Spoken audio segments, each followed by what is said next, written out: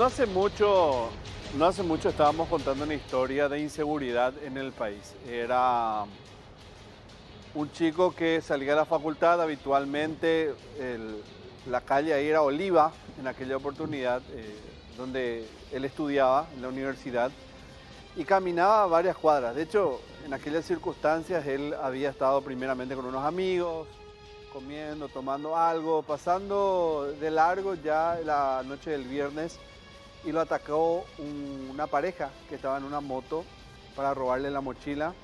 Por más de que él no se haya resistido, le dispararon y finalmente murió. Ese chico tenía 21 años, lo cegaron tan pronto que dejó a toda una familia destrozada hasta el día de hoy. Y ese caso es de hace varios años atrás. Hoy, como si fuera que le pusimos papel carbón a esa situación, le vamos a contar otra historia. Era mayo 2011, este joven, este chico, también de corta edad, 15 años, mucho más joven del primero que contaba. Él también estaba estudiando, estaba en un colegio. Esto ocurrió en la ciudad de Ñemby. Y él estudiaba por la noche. O sea, prácticamente todo esto transcurre en horario nocturno, donde generalmente se desata una horda de situaciones cuando en el sistema falla algo, es decir, principalmente la fuerza pública. En ciudades satelitales, y no por eso Asunción tiene menos casos, sino que generalmente aprovechan el extenso terreno de varias ciudades grandes en los alrededores de la capital, y al haber menos policías, evidentemente esto se vuelve como si fuera una especie de tierra sin nadie en muchas ciudades. Bueno, retomando, él entraba al colegio y lo atacaron cuando faltaba muy poco para llegar a la casa. Y esa historia se desarrolla en medio de muchas situaciones confusas, en medio de muchas dudas de la policía y de los investigadores en un primer momento. Y para recordarlo y para comenzar a desempolvar los papeles de aquel año 2011 es que hoy nos reencontramos en un capítulo más de Escena del Crimen. Es por eso que les damos la bienvenida nuevamente a un capítulo más. Ahora vamos a conocer el expediente de cada uno de ellos, de la víctima y los posibles victimarios en aquel entonces.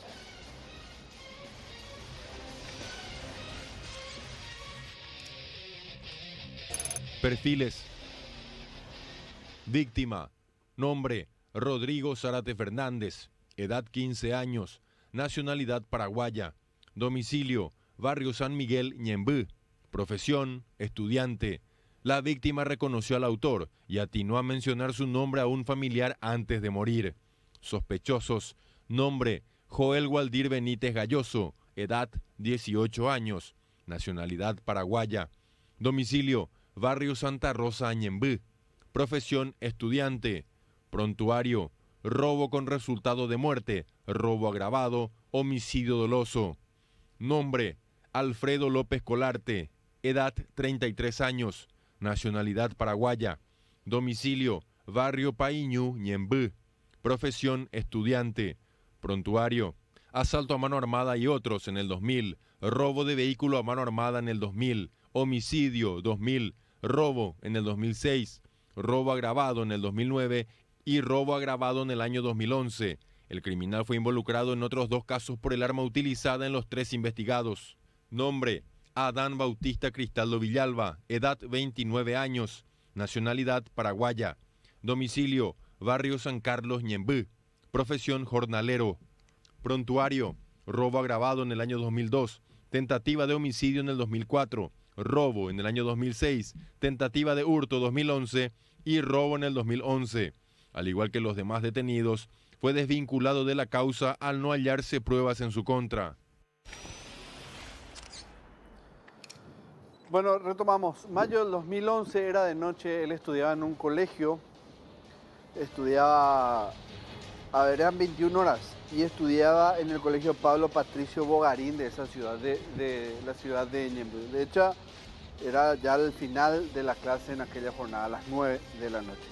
Imagínense, mayo, donde generalmente el otoño comienza a avecinarse de a poco, digamos que oscurece con cierta prontitud generalmente en esas partes o en esa estación del año, y evidentemente la oscuridad se hace más intensa con el paso de las horas. Y ese era más o menos el escenario en el que nuestra víctima, nuestro joven asesinado, Rodrigo, comienza a caminar. Pero hay otra circunstancia bastante importante que destacar en aquel día, porque había partido internacional, Cerro Porteño se enfrentaba a Santos. Esto, si bien no se jugaba a nivel local, se jugaba en el Brasil, en el estadio Pacaembu. La atención de muchísimas personas estaba centrada en ese partido, en los aficionados del fútbol, en los hinchas del Ciclón. Entonces, personas había generalmente en la calle, en algunos puntos, pero sí, la atención estaba centrada y quizás estaba hasta paralizada en ese encuentro futbolístico. Lo que les doy es un matiz simplemente de cómo estaba la situación aquella noche y probablemente por dónde más o menos podría haberse centrado las sospechas de quienes cometieron este crimen.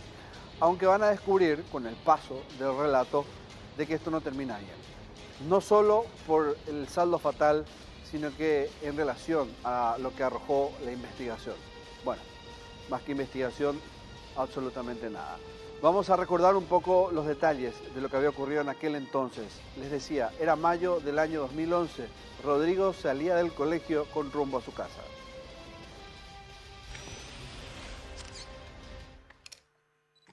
¿Qué pasó? Las horas en el colegio Pablo Patricio Bogarín habían pasado volando. El reloj marcaba exactamente las 21 horas cuando el timbre sonó en señal que había llegado la hora de salida. Y ese día que él iba a pasarle lo que le pasó, salieron una horita antes que el partido. Ese día iba a jugar Cerro Santo y salieron fuera de hora porque tenían miedo de que esta cosa pasara, pero al final sucedió. Rodrigo Baciano Zárate Florentín acudía al colegio en el horario nocturno, por lo que el sol siempre se escondía para la hora en que él debía regresar a casa. El trayecto generalmente lo hacía caminando, y ese día no fue la excepción. El miércoles 25 de mayo del año 2011 fue la fecha en que marcó para siempre la vida de sus familiares. Aquella noche, sin duda alguna, el atractivo era el encuentro en el estadio Pacaembu en San Pablo, Brasil. Cerro se medía ante el Santos, y el partido convocó a todos a sentarse frente al televisor a alentar al equipo paraguayo. En cada rincón del país el pueblo azulgrana palpitaba la infartante Copa Libertadores, mientras el corazón de Rodrigo se detenía para siempre. Yo estaba ahí en mi pieza viendo, en esa época, en ese tiempo yo estaba viendo Calle 7 y su papá, como es su hobby escuchar el partido, también estaba escuchándolo. ¿Cómo es? La radio el programa del partido. Y en ese momento llegaron la gente de la calle, me dijeron que golpeaban, yo jamás le hice caso. Y yo dije en mi mente, ¿quién era esa persona que estaba tan contento que aplaudía? Entonces, tanto que aplaudía, después yo ya me levanté, miré afuera y salí ahí y encontré a un muchacho que me dijo, ña fulana, a tu hijo se le disparó. No escuché bien y le pregunté otra vez. Salió y me dijo, ña fulana, a tu hijo se le disparó. Las circunstancias de su muerte no fueron muy claras. El muchacho de 15 años recibió un disparo en el pecho, en el preciso instante en que alcanzó las calles Carlos Antonio López y Rodríguez de Francia del barrio San Miguel. Aquel vecindario que lo había visto crecer, lo vio morir violentamente. Supuestamente lo que a él le sucedió fue cerca de la placita, de acá de San Miguel. Ahí era el que supuestamente le dispararon. ¿Quiénes fueron? No sé. Él venía del colegio. En ese momento salí corriendo hacia el portón y en ese preciso momento vino el hermano del muchacho también. Me dijo, yo le dije, vamos, llévame junto a él. Y salió y me dijo, no te preocupes, Ilu, yo te voy a llevar. Y ahí me alzó y me llevó junto a mi hijo. Me llevó en el hospital de Ñemby. Y ahí le encontré a mi hijo todo ya mal muerto ya. Supuestamente un asaltante sorprendió a Rodrigo, le exigió la entrega de su celular y ante su resistencia le aplicó el mortal disparo. En una reacción casi instintiva y con mucho recelo, él se negó a entregar el aparato. A mi criterio no fueron asaltantes que le disparó a mi hijo, porque si era asaltante que le disparó a mi hijo, que le sacó la vida a mi hijo, le hubiera llevado todo lo poco que tenía. El celular, su celular es el que tenía más valor, pero los cuadernos y mochila no era de valor. Y no fue los ladrones que le arrebataron a mi hijo. Él tenía todo su celular y su mochila. A él no se le robó absolutamente nada. Yo ni escuché el disparo cuando eso. Ni siquiera escuché yo el disparo cuando se le disparó a mi hijo. Malherido, el quinceañero atinó a dar algunos pasos, pidió ayuda y se descompensó, mientras el criminal huía rápidamente del lugar. El disparo fue mortal. La herida, digamos, fue tan precisa que perforó en la zona alta del abdomen, perjudicando directamente a órganos vitales, de vital función en el cuerpo de Rodrigo. Este disparo fue seco, a una distancia no mayor, es decir, tampoco fue a bocajarro o a quemarropa. Tuvo una distancia que lo ubicaba al tirador no tan lejos, es decir, hubo una intimación previa. El que lo mató se acercó lo suficiente para no fallar, para ponerlo en otro contexto. Lo cierto es que cuando lo asistieron médicamente hubo un tenaz trabajo para intentar salvarlo, pero ese disparo afectó un vaso, afectó órganos, eso hizo que él tuviese un shock hipovolémico interno y con ello prácticamente todo su sistema colapsara. Eso finalmente le causó la muerte. ¿Qué es lo que se recuerda en gran parte del informe forense que finalmente determina la muerte? El archivo de aquel entonces nos dice lo siguiente.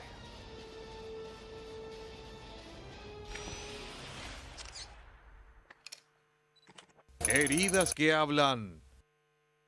6 órganos fueron los afectados por el proyectil que dio muerte al quinceañero en el barrio San Miguel de Ñemby. La bala ingresó en la parte superior del abdomen, provocando la perforación del pulmón, riñón, hígado, páncreas y vasos. De acá del hospital de Ñemby nosotros nos trasladamos en el hospital de trauma. Él no falleció esa noche. Él falleció al otro día, a las 2 de la tarde falleció mi hijo. Lo que a él le llevó, le causó la muerte, que le destruyeron 4 órganos. El riñón, el hígado, el páncreas y el vaso sanguíneo. A lo mejor si el vaso sanguíneo no le afectaba tanto, él más o menos iba a tambalear todavía. Pese al gran esfuerzo médico por salvarle la vida, intentando detener los sangrados provocados por las graves lesiones, no soportó y falleció luego de ser sometido a 2 cirugías en el entonces Hospital de Emergencias Médicas. Sí, él perdió muchísima sangre, por eso que él falleció también.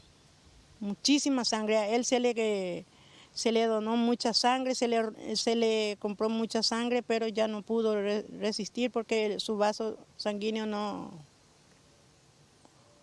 le atajaba más, ya no le atajaba más la sangre porque ya estaba muy destruido su vaso. La causa de la muerte fue diagnosticada para el adolescente, un shock hipovolémico por herida de arma de fuego. Vamos a recordar ahora a Rodrigo, como solemos hacer generalmente en escena del crimen, no solo recurrir a los expedientes policiales, sino que al expediente de vida que generalmente cuenta la familia, que es lo que valora un poco a una persona, es lo que le destaca en su vida. Por más de que él haya estado en una etapa incipiente de su vida, esté comenzando a arrancar ese futuro, ese porvenir que podía ser muy amplio, lo truncaron. Truncaron sus sueños, sus proyectos, tal vez sueños o ideales, tantas cosas que él se imaginó en su momento. Entre ellas se destacaba el que quiera jugar al fútbol, por ejemplo, a nivel profesional. era tan solo uno de los sueños que recuerda la familia de Rodrigo, además de su carácter, su simpatía, y las cosas que lograban posicionarlo a él como una pieza fundamental, no solo de su familia, sino que también de sus amigos. Rodrigo era un chico que ansiaba vivir, que quería hacerlo demasiado, no estaba sumido en ningún tipo de problemas de depresión, no tenía los problemas típicos de la adolescencia, era realmente un chico que se le notaba esa motivación y esa energía. A él lo mataron, a él lo sacaron de esta vida. El recuerdo por parte de su familia.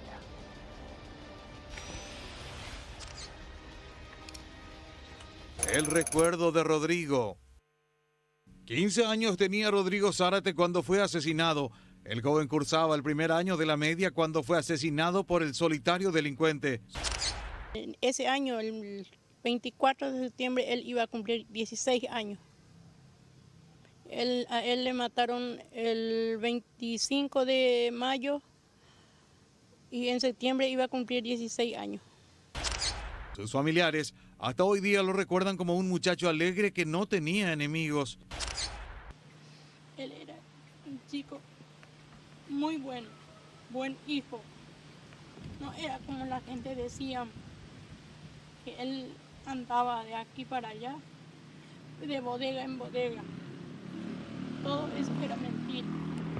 Mi hijo era un chico de casa, que a nadie le faltaba el respeto, sea quien sea. Él siempre fue un ejemplar hijo. A pesar de que a todas las madres, los hijos no tienen defectos. Y más todavía mi hijo, a mí, nada de defectos no tiene. El colegio para él era una etapa más de la vida que la cumplía mientras esperaba cumplir sus sueños, ser un gran futbolista. Quería ser futbolista. Y lastimosamente no pudo ser futbolista. Porque en su temprana edad le llevaron, le arrebataron prácticamente de mi brazo. Sí, se hizo la manifestación ahí en la comisaría y allá en, ¿cómo es que se llama? En la fiscalía. En la fiscalía y en la comisaría se hizo la manifestación. Ahí frente a la iglesia también, pero no se hizo absolutamente nada. Rodrigo Zárate Fernández fue asesinado en la noche del 25 de mayo del año 2011. Era un miércoles, él salió del colegio a mitad de semana y se dirigía a su casa, esto es la ciudad de Ñemby. Cuando alcanzó una intersección, y según el detalle policial de aquel momento, faltaba tan solo una cuadra para llegar a su casa y ahí finalmente lo mataron. Las dudas en torno a su asesinato eran demasiadas, partiendo de la base de cómo lo mataron, por qué lo hicieron y por supuesto quiénes fueron. De hecho, que eso vamos a entrar en detalles a la vuelta de la primera pausa. Antes de ir, el recuerdo de él lo ponía como un chico con demasiado futuro, un chico con apenas 15 años que tenía demasiadas cosas, demasiados proyectos por enfrentar, por desarrollar. Sí, iba apenas a mitad de lo que era su vida secundaria. Imagínense ustedes todo lo que él podría lograr en aquel entonces. Lo que se iba a destacar y lo que iba a significar, por supuesto, para su madre, para su familia, como miembro de la familia. Sin duda, duele muchísimo recordar cómo es que cercenan a un miembro de una familia y por circunstancias como esta, que tienen que ver con la inseguridad tal vez, porque, como les decía al principio, hay tantas ambigüedades en la investigación, la sigue habiendo, que no nos permite aún esclarecer por qué lo habían asesinado y por supuesto quiénes fueron. Vamos a hacer la primera pausa en escena del crimen y al volver los primeros pasos en la investigación y cómo es que la policía termina enredada en todo esto.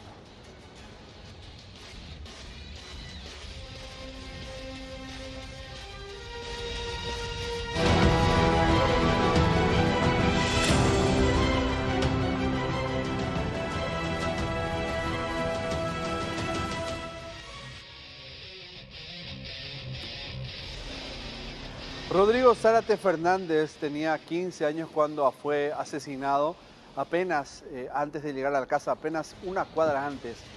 Lo habían interceptado en una esquina y le dispararon. Eso al menos es certero. Usaron un arma de fuego para matarlo. A él lo socorrieron, lo llevaron hasta un centro médico, desde Ñemby hasta otro punto, pero no hubo caso. Ese balazo que recibió fue encima de la caja abdominal y esto perforó un vaso, lo que provoca finalmente un sangrado interno muy importante y finalmente esto repercute también en la afección de órganos vitales que finalmente al entrar en una descompensación orgánica termina por matarlo, termina por cegarle la vida apenas con 15 años. Algo demasiado confuso para la investigación y más aún para la familia fueron los primeros pasos de la policía. De hecho, hasta hoy día la madre sueña con que esto se abra, la carpeta se investigue y nuevamente puedan dar con algunas pistas que conduzca a los autores del hecho. Con esto prácticamente le estoy dando una gran pista de lo que había ocurrido o cómo al menos termina este caso. Los primeros pasos de la investigación se soportan o se suspenden sobre una especie de confesión o testimonio en su lecho de muerte, en esa agonía que estaba teniendo Rodrigo. Porque los comentarios apuntaban a que lo último que él dijo fue Joel. Fue Joel. Eso había dicho y luego murió, o poco después murió. Esa frase no fue suficiente al parecer para los investigadores porque finalmente, a medida que iba pasando el tiempo, habían sospechosos, gente que por error iba cayendo dentro del cuadro de suspicacias, pero finalmente nadie que se pueda sostener con pruebas, evidencias o algo fundamental para poder finalmente procesarlo y llevarlo a un juicio oral por este crimen. No encontraban, parece, a nadie, o la policía estaba más perdida que cualquier otra o en cualquier otra situación. Algo bastante raro. Sin embargo, ese dato fue tenido en cuenta en los primeros momentos de la investigación, pero se fue disipando a medida que avanzaban los días y finalmente terminó por esfumarse. Esas últimas palabras de Joel se esfumaron como su propia vida. Esto fue lo que había ocurrido minutos después, nada más, de que él respiraba su último aliento.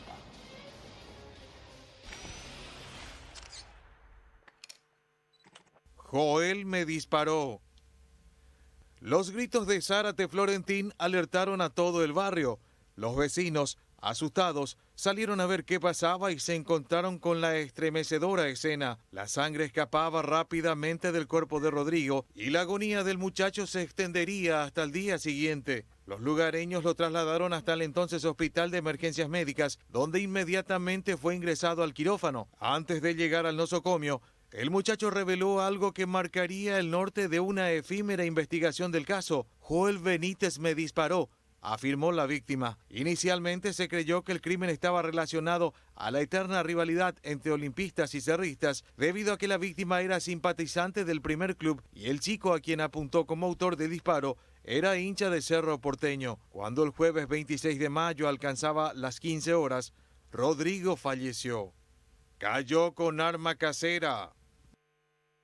Agentes de la Comisaría Séptima Central de Ñemby accionaron sin demora. Ese mismo día fue detenido Joel Valdir Benítez Galloso, un revoltoso joven con varios antecedentes, pese a su corta edad de 18 años. Sí. Sin pantalón. Estaba viendo con el partido y me agarraron nomás ya de onda. ¿Dónde ya reggae? Ahí en Decorama.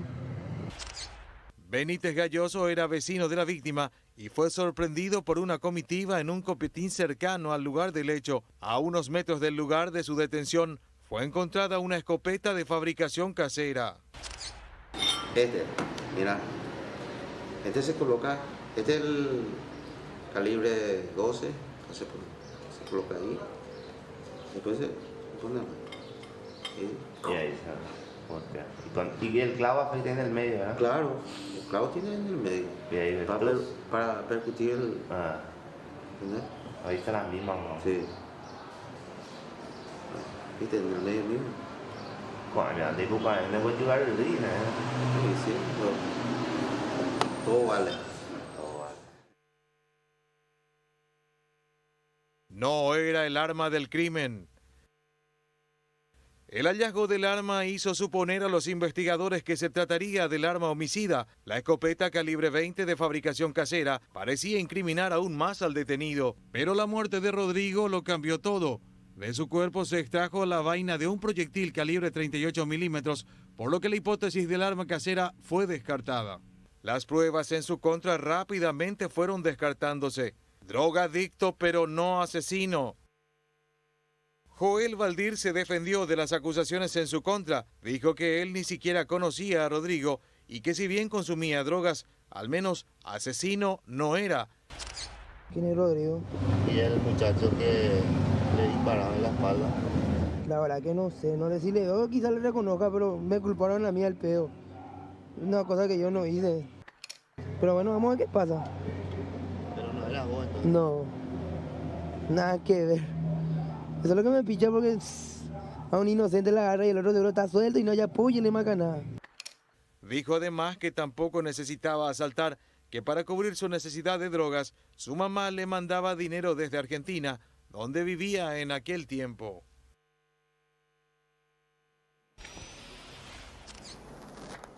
Bueno, habían demasiados sospechosos, como ustedes veían en un primer momento, gente que decía no tener responsabilidad alguna en el asesinato, gente que decían que de onda se los había detenido, pero eran, si bien, los primeros trabajos de la policía. Ellos creían que estaban detrás de los autores del asesinato y estaban muy seguros de ello.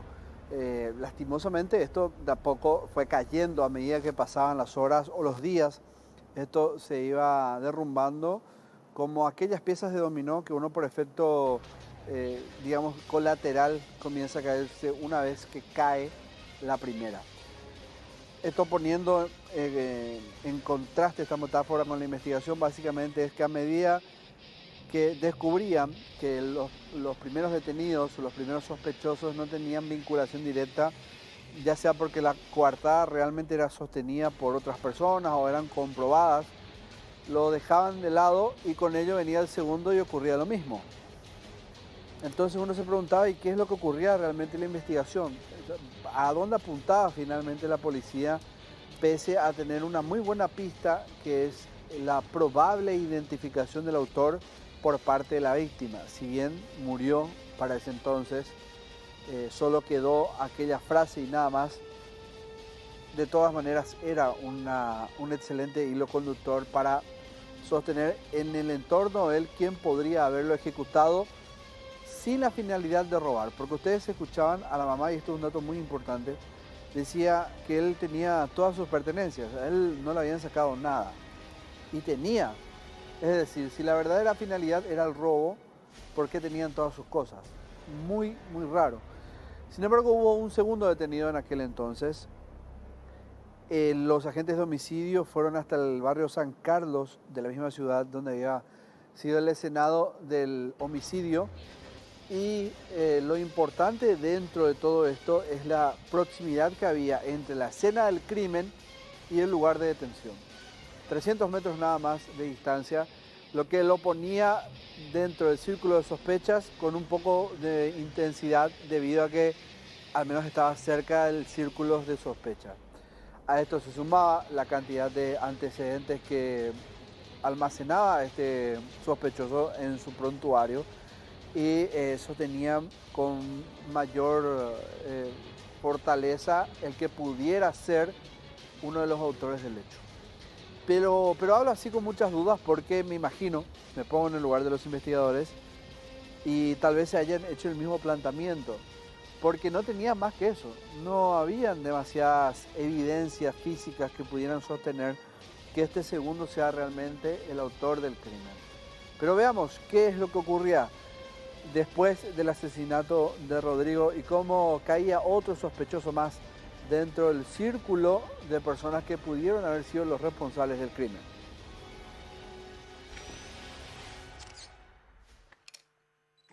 Un segundo detenido. Una pista llevó a los agentes de homicidios hasta el barrio San Carlos de Ñemby en busca del asesino. El allanamiento convocó a la policía a solo 3 cuadras del lugar del asesinato, donde vivía un hombre de 29 años con un extenso prontuario judicial. Esta situación reforzaba la hipótesis de que fuera él el autor del crimen. Su nombre era Adán Bautista Cristaldo Villalba. El sospechoso tenía en su poder algunos elementos que la policía creía que se habrían utilizado en la noche del suceso. Adán Bautista incluso fue imputado, pero posteriormente fue liberado al no sustentarse las pruebas en su contra. Y esto nos lleva al tercer detenido. Y a este, sin embargo, a diferencia del segundo, sí, digamos, tenía mayor posibilidad de ser el autor del hecho, porque tal vez había una evidencia física que pudiera sostener su responsabilidad, pero para ello había que evidentemente analizarla y confirmar de que sea realmente él el que haya ejecutado el asesinato. Acá buscaban directamente a una persona como el homicida. No se evaluaba aún la tesis de que pudieran estar entre más personas. No podían identificar a la primera, por más de que habían ciertas sospechas o datos, mucho menos sería identificar a más de uno.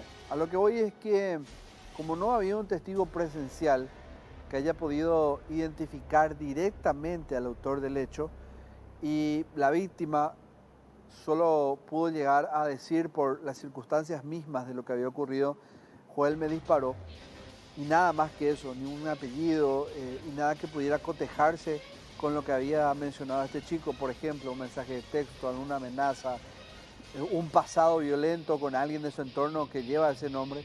Entonces era difícil sostener con fortaleza por mucho tiempo quién era el autor del crimen, el verdadero autor del crimen. Acá al menos del expediente policial, por ejemplo, dice que después de 3 meses logran dar con al que van a ver, a este sospechoso, el tercero en ser detenido, y esto los llevó hasta otro sitio de Ñemby, hasta el barrio Pa'iñú. Ahí se hicieron varios allanamientos, la distancia no es mayor, no es demasiada, entre la zona donde había ocurrido, entre la escena del crimen y la casa de este tercer autor o este tercer sospechoso. Entonces también lo pondría en una frecuencia de sospecha muy corta, en el entorno muy cercano de la víctima, al menos en distancia. Ellos estaban casi seguros que el asesino que cometió el hecho no vivía lejos.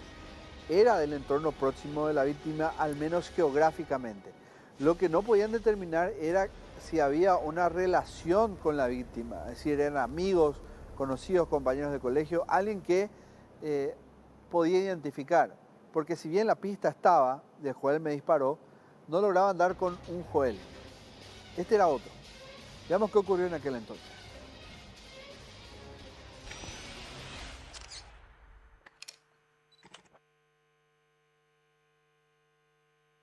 Una intensa investigación finalmente tendría sus resultados, pero para ello tuvieron que pasar exactamente 3 meses, durante los cuales el criminal continuó cometiendo otros sangrientos hechos. La fresca mañana del 24 de agosto del 2011 se convertiría en el momento ideal de los investigadores. Acompañados de la entonces fiscal María Belén Agüero, llegaron hasta el barrio Pa'iñú de Ñemby. Allí, luego de varios allanamientos, llegaron hasta la casa donde se escondía Alfredo López Colarte. De aspecto físico normal, su figura no parecía ser la de un temible criminal, pero a sus 33 años ostentaba ya varios antecedentes. Por el último, sobre el robo agravado con medidas alternativas a la prisión, por un caso de robo agravado del mismo año con prohibición de salida del país y de portar armas. Un arma, 3 crímenes. En su foja también figuraba un homicidio ocurrido en Luque el 22 de marzo del año 1997. La víctima había sido Óscar Lucio Medina. López Colarte fue condenado por el asesinato y recobró su libertad en el año 2000. A partir de ese año, inició nuevamente a cargar su prontuario. Al ser detenido, los investigadores hallaron en su poder un arma calibre 38 milímetros, cuyas vainas fueron ubicadas en otros 2 crímenes a través del estudio de balística que determinó que las estrías de las balas que quedaron en los 3 casos eran idénticas. Testigos lo ubicaron. Testigos del asesinato del guardia de seguridad Lucio Mayor en el barrio La Lomita de Ñemby el 11 de junio del mismo año y de un suboficial de policía, Juan Carlos Vargas Ferreira, en San Lorenzo, el 6 de agosto, ubicaron al peligroso criminal en ambos casos.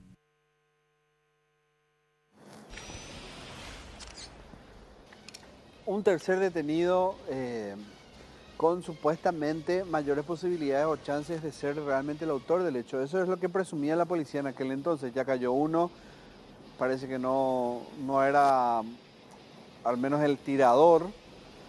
Cayó un tercero que también o cuya distancia entre la casa y la escena del crimen no era demasiada.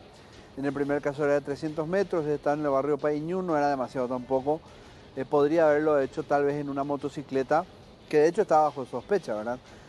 Entonces, para la policía, habían algunas características que eran similares a las descriptas por un testigo que después lo van a conocer y que aportó ciertos datos. Yo les dije que no había un testigo presencial y eso es cierto. Lo raro de esta persona es que describe una situación similar a la que llevó a la muerte de Rodrigo, pero no les quiero adelantar todavía sobre la participación dentro de la historia de este hombre, pero sí usar algunos de sus datos para poder sostener las sospechas de la policía, que era la motocicleta y algunos rasgos de la apariencia física del autor del hecho, del autor del homicidio, del tirador y Rodrigo propiamente, es decir, la víctima, que también encajan dentro de la descripción. Entonces, la policía tenía datos que no eran muy sustentables, muy sólidos, pero tampoco hacía demasiado para poder sostener esos rumores con pruebas tal vez científicas. Buscar, conversar con gente que pudiera aportar datos de quiénes podrían ser los asesinos. Y podemos poner 1000 casos de ejemplos donde, sin la ayuda de las cámaras de circuito cerrado, se llegan a descubrir asesinatos.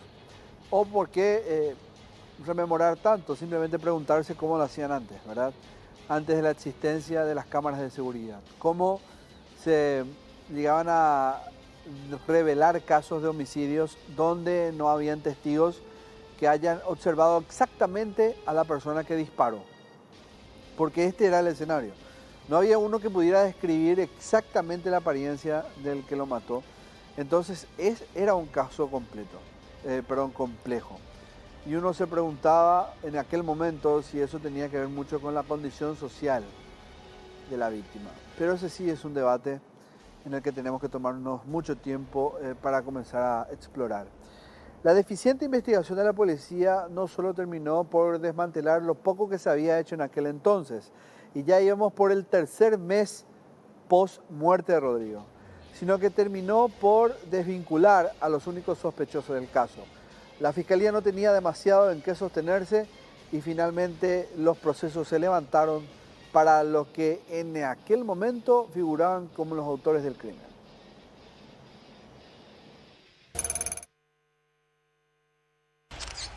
Para nada no se hizo el estudio del crimen que hubo.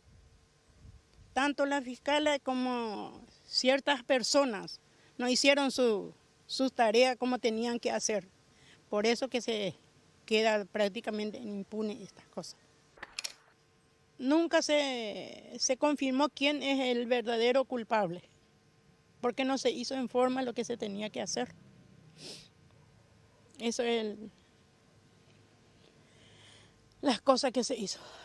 Y esa fiscala, por ejemplo, que estuvo acá, no hizo nada. Todo joda nomás su hobby, su trabajo, todos se quejaban de ella. Al igual que el comisario que estuvo haciendo su trabajo también no hizo nada, nadie hizo nada. Si no se hubiera sabido quién fue el que me sacó mi hijo, la vida de mi hijo. No es el caso que se quede impune esto. Como madre yo nunca me resignaré. Hasta ahora me duele que mi hijo no esté conmigo.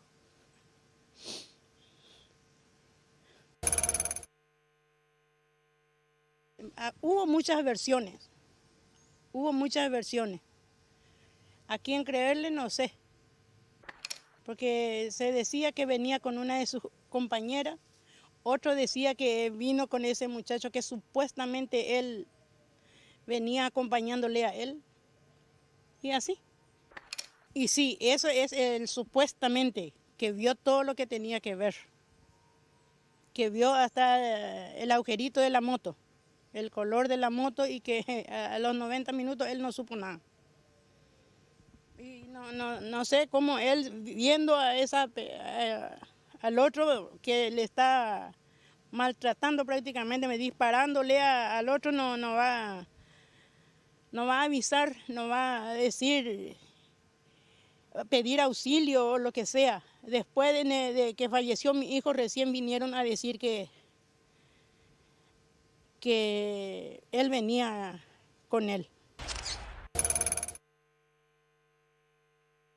Las policías no vinieron a preguntar nada. Solamente era ni a ese que vino supuestamente acompañándole a mi hijo. A ese no se le hizo la parafina ni nada.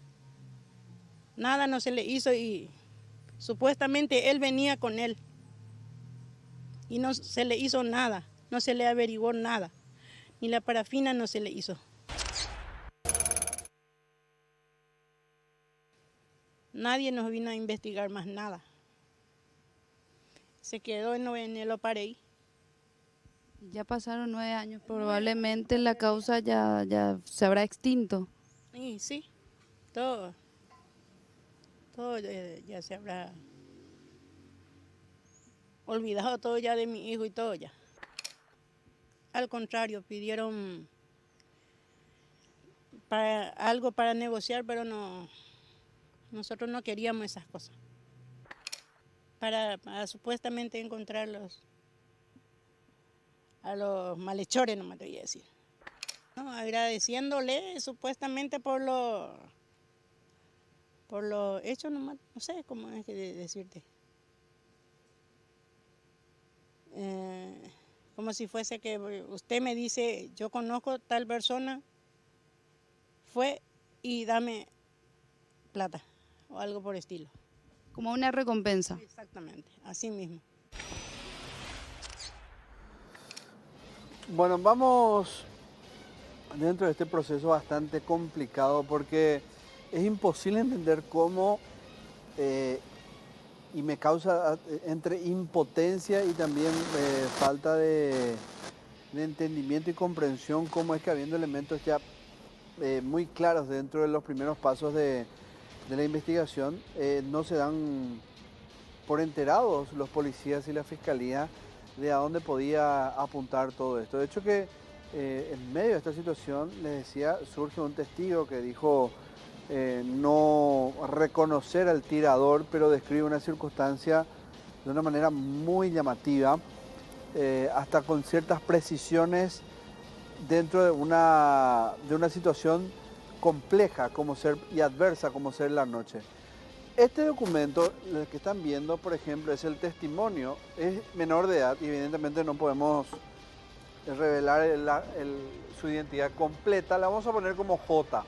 Bueno, J lo que cuenta en aquel entonces es lo que vio él del momento en que había matado a Rodrigo, y comienzo a leerles algunas partes, de hecho son las que están resaltadas ahí, las que están en un color más claro, y dice que en una moto tipo Kento modelo CTR o GTX, el que estaba el tirador de color negro, asiento gris, un asiento gris color naranja, algo corpulento, lo describe así, algo grande dice, y una de sus manos atajaba el manubrio de la moto y con la otra mano portaba un arma de fuego tipo revólver con tambor. Y atienda bien este dato, acá por lo menos presten atención, y un triángulo en el caño del arma de fuego un triángulo de color negro que le apuntaba a Rodrigo. Un triángulo en el caño de color negro que le apuntaba a Rodrigo. O sea, ¿cómo se dio cuenta del triángulo, verdad? Y el color de ese triángulo, ese triángulo que él dice es la mirilla que tienen generalmente las armas en la punta, ¿verdad? Pero bueno, después decía le hablaba a Rodrigo, pero no pude entender qué decía. Luego escuché una especie de lamento un poco fuerte y a partir de ahí mi mente se nubló y no puedo recordar qué pasó. Luego solamente me acuerdo que comencé a caminar y me crucé con una vecina de nombre Carolina que vive sobre la calle 14 de Mayo y luego, sin poder entender, llegué a mi casa. Prendí el equipo de sonido y comencé a escuchar el partido de fútbol. Cuando cerca de 10 minutos después mi mamá se acercó a la pieza donde yo estaba y escuché la conversación que mantenía con una señora donde le decían que a Rodrigo le habrían disparado. A partir de ahí, digamos que volví en sí, porque comencé a recordar poco a poco lo que pasó. Es más, ahora comencé a recordar más cosas del hecho. Así, por ejemplo, anoche no recordaba que el agresor de Rodrigo le había apuntado con el revólver y ahora sí, dice. O sea, no recordaba el día en que había ocurrido que le apuntó, pero en ese momento en que él estaba declarando sí ya recuerda. Según mi mamá, yo entré a la casa todo blanco y en aparente estado de shock. Bueno, esto es lo que dice una primera parte. Voy a la otra, donde dice, bueno, también quiero mencionar que cuando llegué a mi casa y por así decirlo desperté del shock, sentí un rasguño en el brazo izquierdo que inclusive todavía lo tengo. También puedo mencionar que hoy en horas de la mañana, cuando mi mamá tomaba mate, pudimos ver en televisión el noticiero el arma de fuego casera, que es raro que sepa que es casera, ¿verdad?, que se incautó en el procedimiento policial. Pero, quiero decir que no es el arma y que vi en el momento que el sujeto desconocido abordó una moto, le apuntaba a Rodrigo antes que yo entrara en shock y pudiera y perdiera, por así decirlo, la memoria. Me quedo acá un ratito, simplemente para no entrar con muchos documentos y meterle un respiro a esto, ¿verdad? A ver, él dice que en un primer momento que recuerda primeramente la mirilla de un arma, 9 de la noche, plena oscuridad, no hay mucha iluminación, pero él recuerda el color de la mirilla de un revólver. Recuerda también que era un revólver, no una pistola, es decir, que tenía un tambor. Segundo, entra en estado de shock, cita que se cruza con una señora. Me parece nomás que acomodó, no les hacen a ustedes, no les hace ruido que cita a una desconocida. ¿Por qué lo hacen? Tal vez porque si la señora después lo ubica a él en las inmediaciones de donde había ocurrido todo, lo pudiera inculpar. Bueno, él lo cita, tal vez para incluirla dentro de su cuarta. Y les aviso bien, yo, por lo menos yo, tengo mis serias dudas sobre este J, ¿verdad? Sobre este chico. Después habla de que se fue, se acostó, prendió el partido de fútbol y no estaba en estado de shock. O sea, vio el partido pero estaba en estado de shock. Estaba escuchando el partido pero estaba en estado de shock. Pero en ese estado de shock no recuerda lo que había pasado en ese instante, lo recuerda después, pero sí se acuerda que su mamá estaba hablando con una vecina sobre que dispararon a Rodrigo. ¿Y por qué no dijo nada ahí? Al día siguiente, cuando se le acomodan las cosas en la cabeza, identifica el arma. Ese no es el arma, dice cuando ve el noticiero. No es el arma, era otra arma.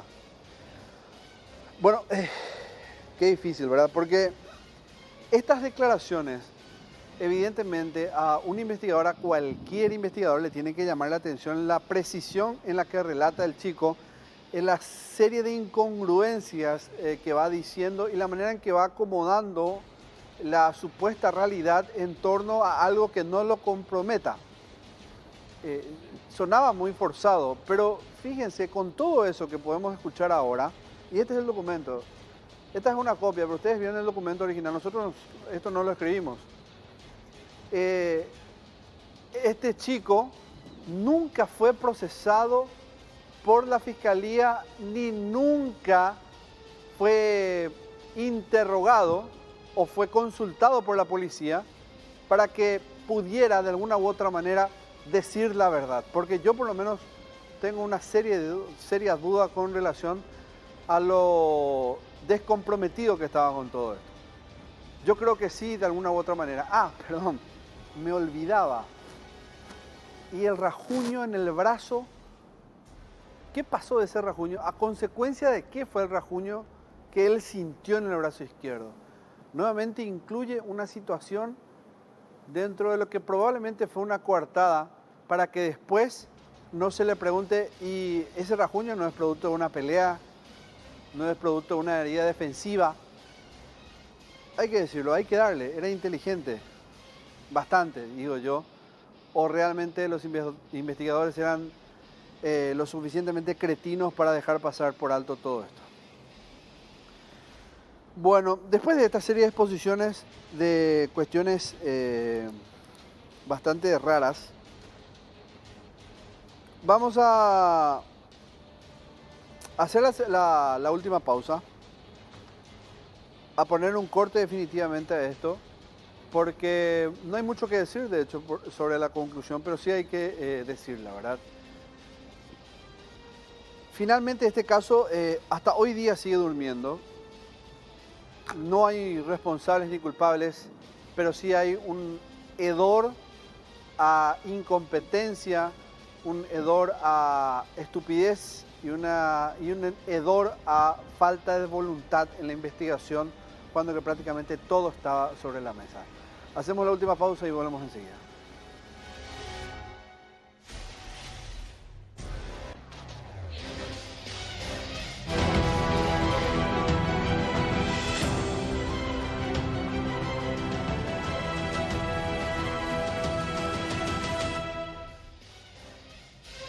Rodrigo tenía 15 años cuando fue asesinado, era mayo del año 2011, faltaba muy poco para llegar a su casa, cuando un criminal, un asesino, decidió extender la mano y en la punta sostenía un arma, lo mató sin robarle absolutamente nada. Hasta hoy día la familia se sigue preguntando si la verdadera intención del criminal era sacarle sus cosas, lo mató, disparó, se asustó y corrió, no se llevó nada, o había algo más detrás de toda esta situación. Ellos hasta hoy día siguen pidiendo justicia, y la mamá, que hace poco cumplió años, pide como regalo de que en algún momento la justicia tenga vergüenza y pueda de alguna u otra manera desempolvar esto y comenzar una investigación.